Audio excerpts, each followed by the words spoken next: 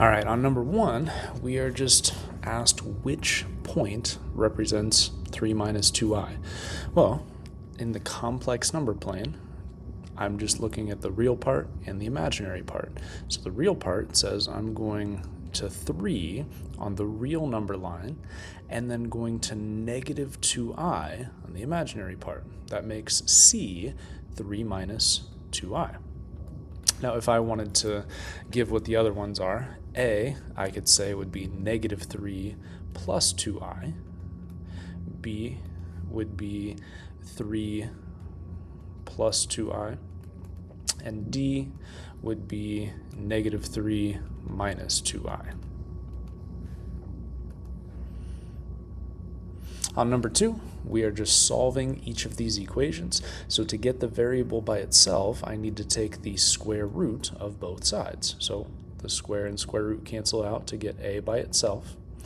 And then over here, if I want to simplify the square root of negative 11, so first, don't forget, whenever I'm solving an equation and I take a square root, I will have a plus or minus, and then I can split this up into the square root of negative 1 times the square root of 11. Remember, when we're taking a square root, right, I'm allowed to split that up into multiple square roots as long as those things then multiply to that value. Now, the reason I'm doing that is now we know that the square root of negative 1 is I. 11 is not a perfect square, so I can just leave that as the square root of 11. Now also remember that if we have a square root as part of our final answer and an I, the I goes before the square root. All right? On B, take the square root of both sides, and on this one, 4 is a perfect square, so I just get plus or minus 2. There is no I involved in this answer because what I took the square root of was not negative. On C, take the square root of both sides, and again, I can split this up into, plus or minus, there we go, plus or minus the square root of 25 times the square root of negative 1. So I can say that my final answer then would be plus or minus 5, because 25 is a perfect square, and then the square root of negative 1 is I, so just plus or minus 5i. Now, also then remember, if I have a whole number or an integer as part of my answer, that goes in front of the I.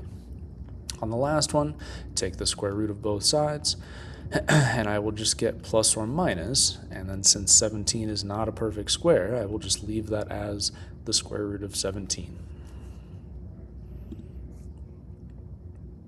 On number 3, we wanted to simplify each of these as far as possible and then match them with expressions on the right. So I'm just going to try to simplify each of these. Now remember, these things, I to the second power we talked about was equal to negative 1, I to the third power was equal to negative I, and I to the fourth power we said was equal to 1. So we can use those ideas as we start simplifying here. So if I know that I to the fourth is equal to 1, then this just becomes 27 times 1, which is 27. This one, I can multiply the 3 and the 9 together to get 27, and then I still just have I. So this one would just simplify to 27i. On C, again, I can multiply the 3 and the 9 together, but then if I multiply I times I, that would be I squared. And we know that I squared is just equal to negative 1, so I can simplify this to negative 27, 27 times negative 1. On D, if I am cubing 3i, I have to cube each individual piece. So this would become 3 cubed times I cubed. We know 3 cubed is 27, and we know that I cubed is equal to negative I. So this then just becomes negative 27i. Now on number 4, we will again use those same ideas as the last one, that I squared is equal to negative 1, I to the third power is equal to negative I, and I to the fourth power is equal to 1. So when we're trying to simplify these i's with large exponents, we're we're trying to use this idea. We are trying to figure out how many times I to the fourth goes into I to the 124th. So essentially what we're doing is just taking this exponent and dividing it by 4. Now the reason we want to work with I to the fourth is because 1 is the easiest number to work with. So I want to see how many I to the fourths go into this. So just take 124 and divide it by 4 and see what you get. In this case, 124 is perfectly divisible by 4. We would just get 31. So I can rewrite this as I to the fourth power to the 31st power, because if I divide 124 by 4, I get 31, or thinking about it in reverse, 4 times 31 is 124. So we just said I to the fourth is 1, so this then just becomes 1 to the 31st power, and 1 to any power is equal to 1. So I to the 124th power is equal to 1. For B, again, do the same thing.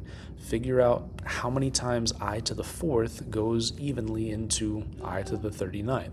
So if I just take 39 and divide it by 4, I get 9, but I have a remainder, right? So we have to think, if we use the calculator here, right, and I do I to the fourth, and that goes in evenly 9 times, how many do I have left over? Well, this would account for I to the 36th power, right, because 4 times 9 is 36. So that means that I would have I to the third power left over. Now, this part right here, just like on the last example, this is all equal to 1. So I'll write it out like this. We know I to the fourth is 1, and 1 to the 9th power is just equal to 1. And then we know that I to the third power is equal to negative I. So let me actually replace that here with negative I. So 1 times negative I just gets me negative I. I can simplify I to the 39th to just negative I. I to the 65th power then, again, same logic. I want to see how many times I to the fourth goes evenly into I to the 65th. So if I just divide 65 by 4, I'm going to get 16, but again, I'm going to have a remainder. So if I raise I to the fourth to the 16th power, this accounts for 64 of those i's. Right? 4 times 16 is 64. That means I would have 1 I left over. So, just like on the last two examples, this part is equal to 1 because I to the fourth is 1, and then 1 to the 16th power is just equal to 1. So this becomes 1 times I, which would just be I. On the last one, again, how many times does 4 go evenly into 90? So if I take 90 divided by 4, I would get 22 with a remainder. So if I raise I to the fourth to the 22nd power, this accounts for 88 of my i's, right? 4 times 22 is 88. So I would have I to the second power left over. So this part here, again, I to the fourth is just 1, so 1 to the 22nd power times I to the second power we know is equal to negative 1. So this is just 1 times negative 1, we get negative 1. Whenever I am simplifying I to some power, I will get one of these 4 answers. Either 1, negative 1, I, or negative I, right? Every time I'm simplifying something that looks like this, I will get one of these 4 answers.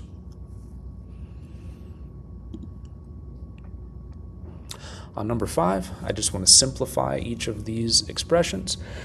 So here, I can multiply the real part, so negative 2 times 2 would be negative 4, and then I times I would be I squared. Now, we know then that I squared is equal to negative 1, so this just becomes negative 4 times negative 1, which would be positive 4. On B then, we are just raising negative I to the third power, right? So negative I to the third power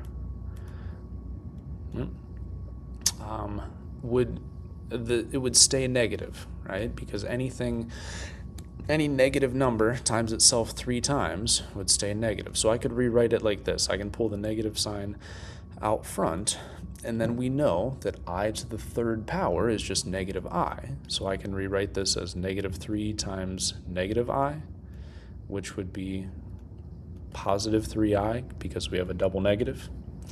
On C, again, I can multiply my real parts together. Negative 5 times 2 is negative 10.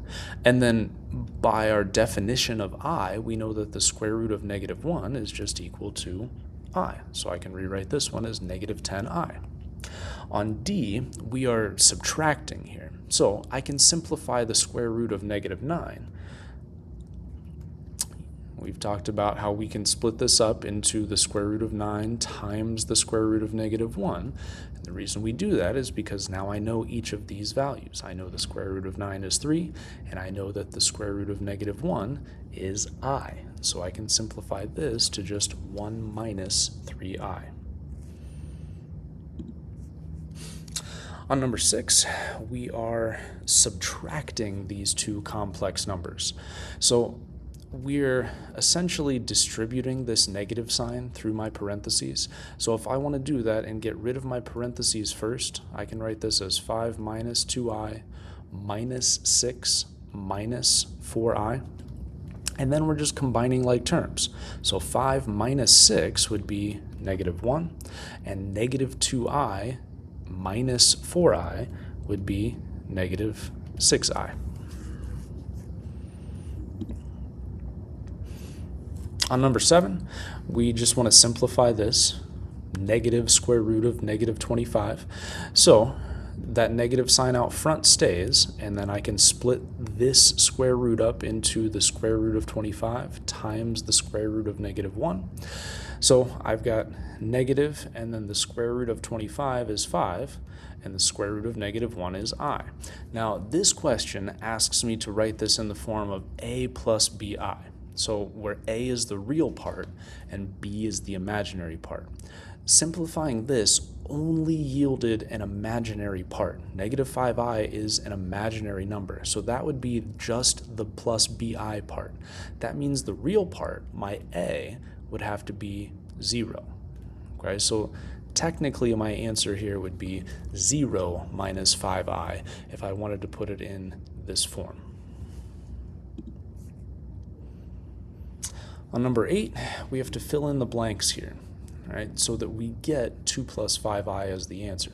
So if I'll label this as X here, right? That's my missing piece.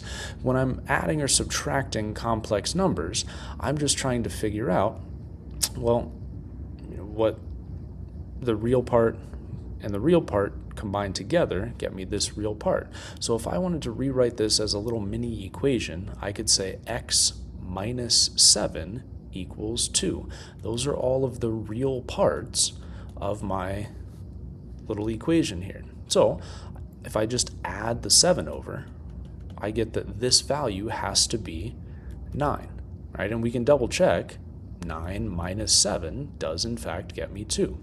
I can do the same thing for my imaginary parts, right? So I can say 2I, and now this is where students tend to get tripped up because we're going to end up with a double negative here. So if I write this as 2I minus negative yi, that's really going to become 2I plus yi equals 5I, right? Don't forget that double negative. We're essentially distributing this negative sign through my parentheses. So then if I just subtract the 2I over, I'm going to get that yi has to equal 3I. So that means this value of y is just 3. And we can double check, right? Does 2I minus negative 3I equal 5I? It does.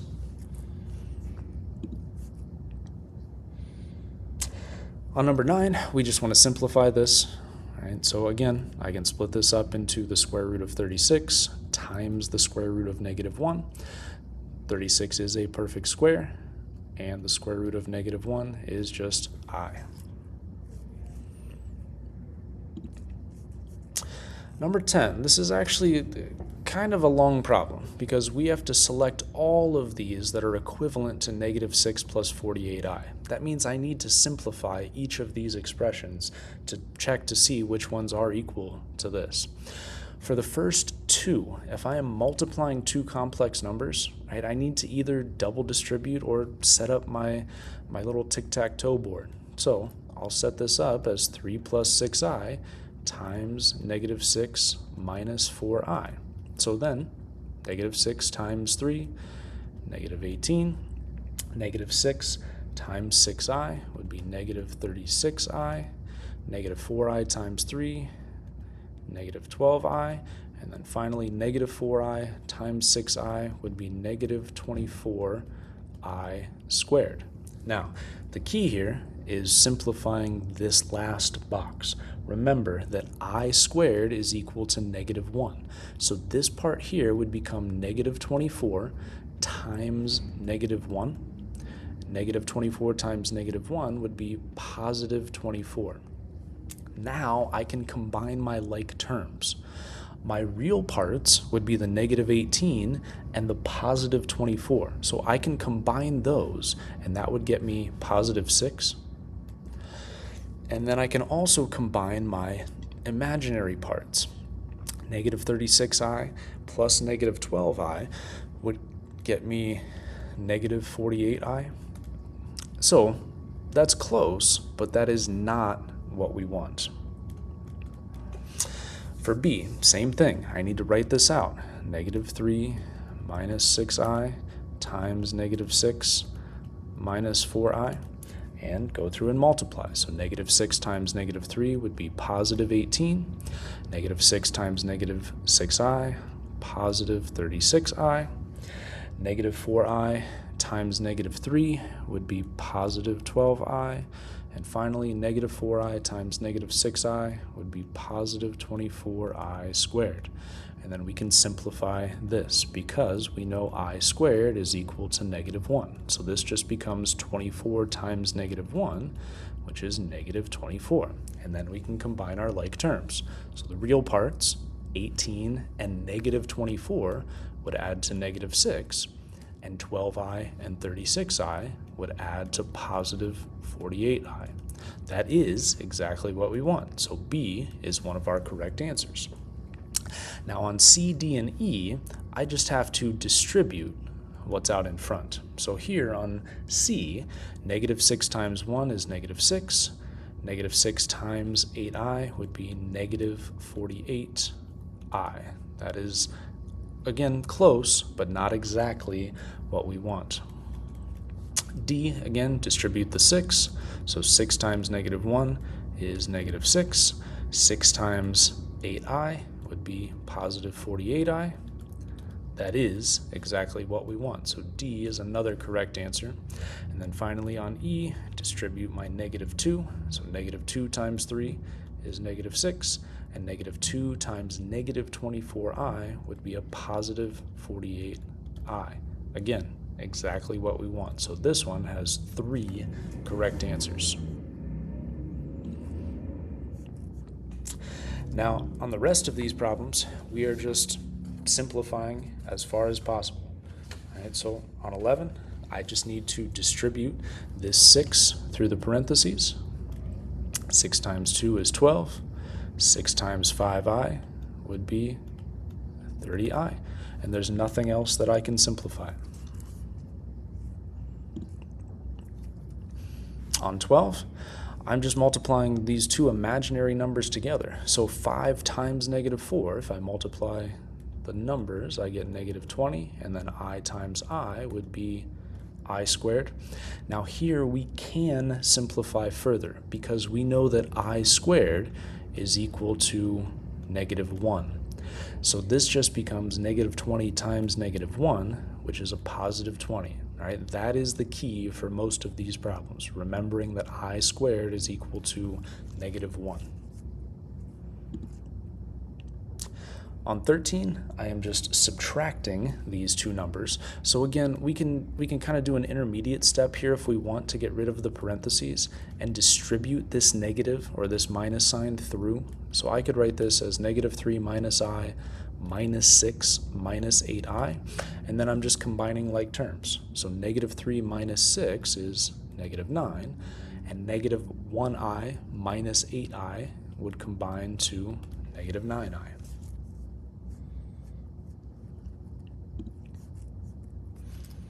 On 14, again, I'm just distributing my 4i through my parentheses here. So 4i times negative 5 would be negative 20i, and then 4i plus 7i, or I'm sorry, 4i times positive 7i would be 28i to the second power. And again, remember, I to the second power is equal to negative 1. So this becomes 28 times negative 1, which would be negative 28. Now, technically, we want to write our answers with the real part first and then the imaginary part. So I'm going to flip this around and write my final answer as negative 28 minus 20i. Right? Don't forget to do that. Don't forget to write a plus bi, right? The real part first and then the imaginary part. On 15, I am multiplying these two complex numbers together. So I've got my box set up here to multiply these together. Right, negative 2 minus 7i times 1 minus 6i. So 1 times negative 2 is negative 2. 1 times negative 7i, negative 7i. Negative 2 times negative 6i would be positive 12i. And negative 7i times negative 6i would be positive 42i squared. Remember, I squared then is equal to negative 1. So this just becomes 42 times negative 1, or negative 42. So now, combining my real parts, I've got negative 42 plus negative 2. That would be negative 44. And then my imaginary parts, negative 7i plus 12i would combine to a positive 5i. So this would be my final answer for number 15. Number 16, I'm squaring negative 3i. So remember, I have to square each individual piece. So I'll write it like this: negative 3 squared times I squared. Well, negative 3 to the second power would be positive 9. And then we know that I squared is negative 1. So this becomes 9 times negative 1. So this would simplify to negative 9. On 17, I'm just distributing my 2i through the parentheses. So 2i times 5 is 10i. And 2i times negative I would be negative 2i squared.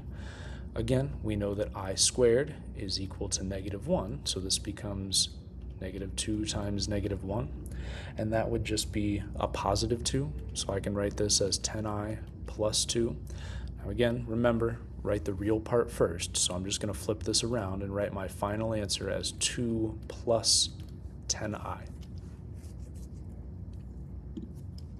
On number 18, again, I am multiplying two complex numbers together. So I've got my box set up already. So I'm going to multiply negative 5 minus 6i times 4 minus 3i. So 4 times negative 5 is negative 20. 4 times negative 6i, negative 24i.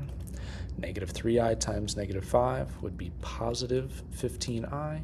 And finally, negative 3i times negative 6i would be positive 18i squared. Then we know that I squared is equal to negative 1, so this becomes 18 times negative 1, which is just negative 18. Combining my real parts then, the negative 18 and the negative 20, those would add up to negative 38. And then combining my imaginary parts, the negative 24i and the 15i, those would combine to negative 9i. So this would be my final answer on number 18. On number 19, I am just adding these two numbers together. So I'm adding the real parts first. 8 plus negative 6 would be 2. And then 5i plus 8i would be 13i. On number 20, I'm multiplying three things together. So let's just start with the first two. Let's multiply 4i times 7i. So that part would just be 28i squared. Now let's simplify that then before we multiply it through to my third complex number, because we know that I squared is equal to -1. So I can say that this part then is 28 times -1, which is just -28. So all I end up doing here is distributing -28 through to my final complex number. So -28 times -5 is positive 140, and then -28 times 4i would be minus 112i.